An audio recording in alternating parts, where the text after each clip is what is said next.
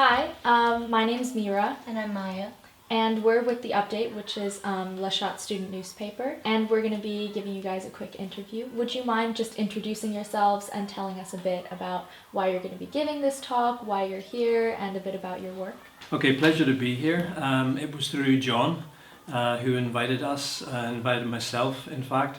We met through mutual friends at the 25th anniversary of the Good Friday Agreement in Belfast in April, and a mutual friend, Monica McWilliams, suggested that we form some sort of an allegiance or talk, and after that John contacted me with the intent of me coming over and talking about this project which I'm assisting with. I'm the co-founder of this inter-community hub which is set up in Pristina in Kosovo. But at that stage I said, well, there are two other people that are from Kosovo who are the driving force really behind the project. Kushtrim, and also another guy called Mickey who was expected to be here. So John went back to the people in the school and then came back to me and said, yeah, all three of you can come. So we have an opportunity to talk about the centre that has already been inaugurated, launched, and tell you about the things that we're hoping to do there, some of which we've already done. Yeah, I'm Koliqi. I'm coming from Kosovo. I'm theatre and film director. I'm a human rights activist, and I'm also a professor. I've been engaged on human rights from when I was in your age, and I've been very much engaged on the fields which are not typical human rights topics, which have to do with legacies of the war victims, etc.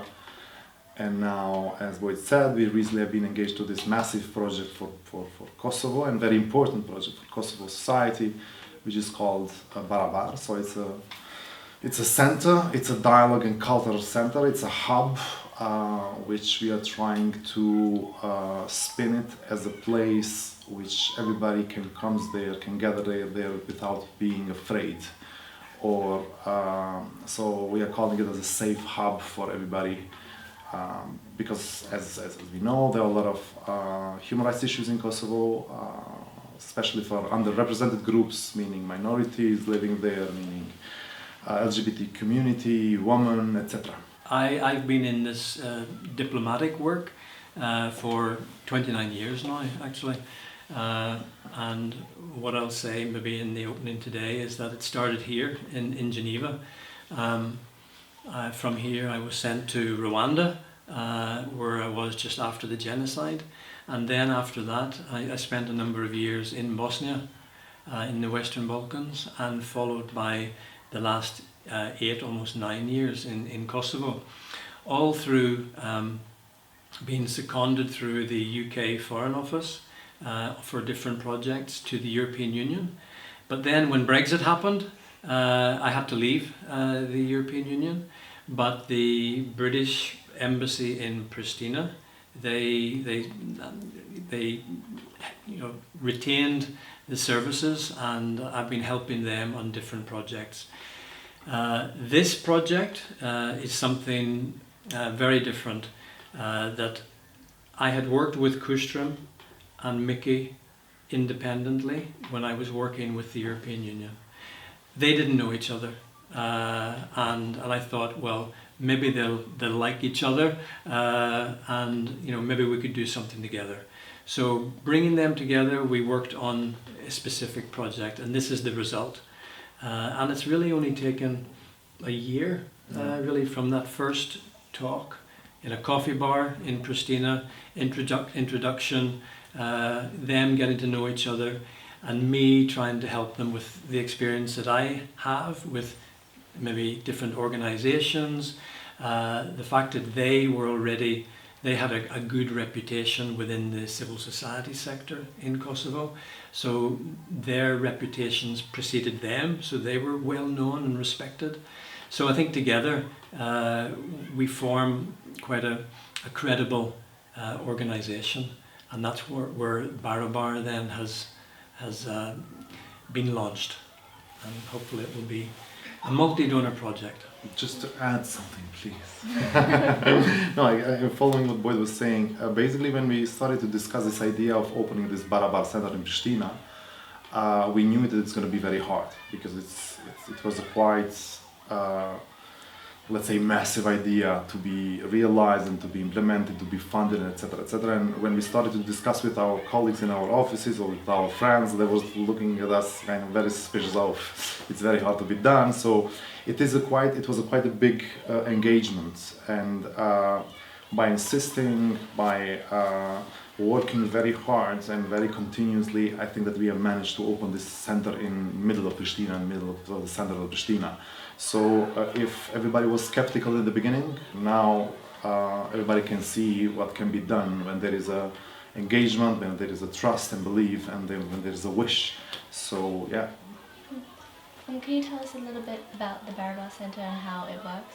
We're focusing, as Kushtrim said earlier, on underrepresented groups. Okay, so we're providing anybody that feels that they would like to have a voice with a safe space. That's the beginning. Now, in Kosovo, there are issues with Kosovo Serbs and Kosovo Albanians mainly. Kosovo Albanians are in the majority. Kosovo Serbs, a very small minority, but they're residing in certain specific areas, of which they're separate. The language is separate. It's a different language that young people speak. So there's no real form of, at the political level, even at the civil society level, reconciliation really hasn't taken root. So we're trying to give these underrepresented groups, be it Serb, Roma, Bosniak, Ashkali, Egyptian, Gorani communities, even Turkish, because all these communities live in Kosovo, small in number.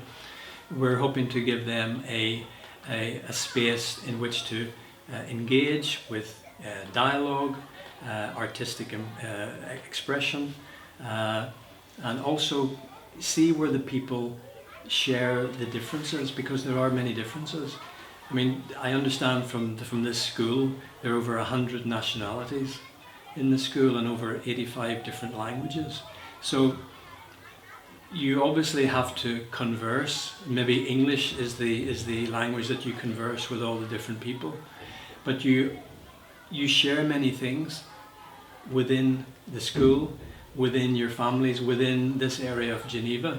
Maybe you're more privileged than some people, but we're hoping to go to the grassroots level and try and give a voice to these people who do not normally have a voice or see themselves at the political level, but there's a need for them to converse with the other.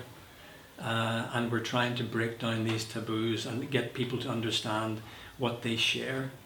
And that can be, many things like finding employment, having a good salary, women's issues, youth issues. These are things that transcend ethnicity. So it's important to discuss these issues and allow people to feel confident that what they're saying will be treated in confidentiality if they wish, but also trying to develop relations between the people. In terms of specifically the work that you do, fostering like a dialogue between different groups, does that involve you bringing people in and speaking to them, or do you go out into communities? How exactly do you do that? Mm-hmm. Yeah, maybe I can take this.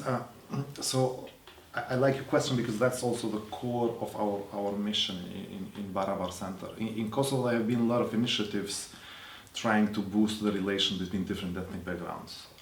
Firstly, of course, we are working on boosting this dialogue between different ethnic backgrounds, but as I said before, we are focusing also to other underrepresented groups. But what is important in Barabar Center is that we don't like to have an artificial interaction. So the events that are happening there and will happen there are the reasons why the people are coming together. So if there is a good book promotion, they will come because the book is very good or because the panels are very nice. not only because they are a Serb or Albanian or Roma or whatever. So we really like to, because again, this shallow artificial relations was already created by internationals, by trying to put two people together, and then after that workshop or training finished, they just disappear, you know.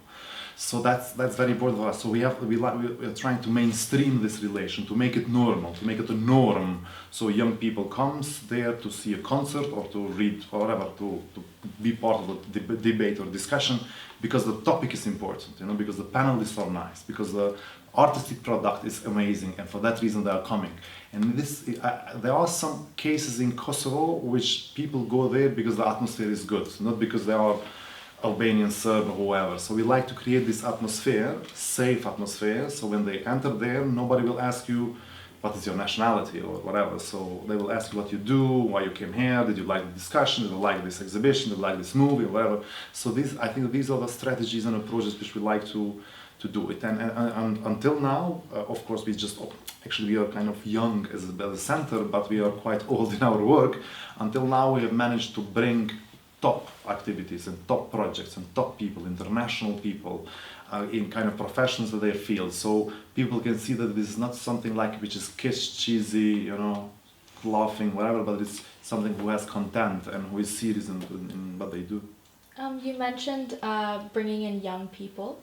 Do you find that within the younger demographic, you've noticed changes in how different minorities and ethnic groups view each other, and if that's more of a positive change, or if younger people maybe have inherited the same beliefs that their parents have? It's maybe early to say this, but what I know for sure is that when they are in the center, I can sense it. There is no atmosphere of hostility, or there is no atmosphere of kind of bad feeling or bad sentiment. Now that's very important. That's the first step. Another element which everybody needs to know is that communities in Kosovo, ethnic communities, they live kind of separated. So it's Pristina, which is almost 100% are Albanians. Then it's a small city, for example, 20 kilometers from Pristina, called Gračanica. It's 100% Serbs. So they live divided, and we are trying to break this. You know, we are trying to bring those kind of kids, or young people, adults, professionals in the center. And I can sense that whenever they come, when they enter to the center, you know, they feel good, they feel safe. I cannot tell about their trip until they come to the center, because of course the atmosphere is not so positive, especially the political discourse is quite negative in Kosovo. But I have this positive feeling that at the center it's a good environment for them, and let's hope that we will achieve what you were saying, that in the later stage, you know, they will go by guts, they will go by their critical approach, and kind of mingle with their peers. And I think your question is relevant when you touch upon the influence of parents in the actions that their children will take. Clearly, it is difficult in a divided society for those people in this little Serb area, very close to Pristina, to feel engaged in something in Pristina where the population is predominantly Albanian, and for those children to feel safe, because the perception in the Balkans is everything. And so if they hear something negative from their parents, they can even be stopped attending events, and I've seen that happen in the past. And that is why when Kushtrim says earlier that, you know, the internationals have tried to maybe tick boxes and bring, you know, an equal number of Albanians and Serbs into an event, and then, you know, congratulate ourselves that, oh, that was a good success because of the numbers. But then those people go away. And that is what we don't want the Barabar Centre to be. We don't want it to be an empty space. In the past, conferences, seminars have taken place in different, you know, isolated places, and then people, after a couple of days, they go back and they just revert to their normal lives, separate lives. we want then the people disappear, but we want this permanent available space to be available to people, to, you know, a place, a process for positive interaction or even negative interaction. Yeah. I mean, we're not going to get it right all the time, you know, and I think we need to be realistic. There are going to be difficult discussions. They're not going to agree, but we have to start at that grassroots level, because the whole form of trust building and reconciliation really has not been dealt with adequately in Kosovo. And that goes from the very top of the government level, and that percolates down into the different communities that exist.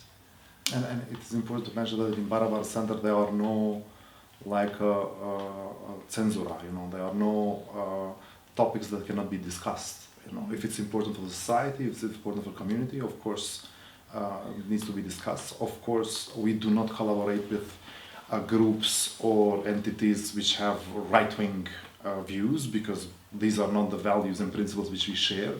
But definitely, you know, we had it was a gay Pride Week in Kosovo, and we had events there. You know, it was we discussed about legacies of the war. We discussed about different kind of sensitive and critical topics. And for this reason, also in that direction, Barabar is safe to be discussed. So no red lines, because in some projects or some initiatives there were some red lines, or from international community or from local people saying, oh, let's not discuss the war, or let's not discuss it. No. In Barabar Center, everything can be discussed. Of course, there are no offenses, no kind of intention to try to hurt somebody, also kind of feel their feelings or their sentiments. But definitely, the Barabar Center is an open place, open space for discussions. And obviously it's still quite a young centre. Do you have maybe some ambitions for the future of it that haven't been implemented yet? A lot. Yeah, I would say at the outset, the ultimate aim is that it becomes a permanent space. Currently, we have a temporary location in the centre of Pristina. We still want it to be in the centre, because from my perspective, and I think it's shared by Kushtrim and McKechnie, the majority, it's important to have the centre in the centre of Kosovo, where the majority is Albanian, because it's up to the majority to reach out and be seen to be integrating and trying to integrate the minority. Similarly, where Serbs are in the majority, and there are a number of municipalities where they are higher in number, where they're in the majority, it's important for them to reach out to the smaller Albanian community that share the services there. So I would say having a permanent location and having it as a go-to place where such discussions, which are uncensored, are allowed to take place. And I think that would be a great way forward for Kosovo and maybe subsequent governments as well, to see what we've done already, to support it, and for it to become like a multi-donor, successful location.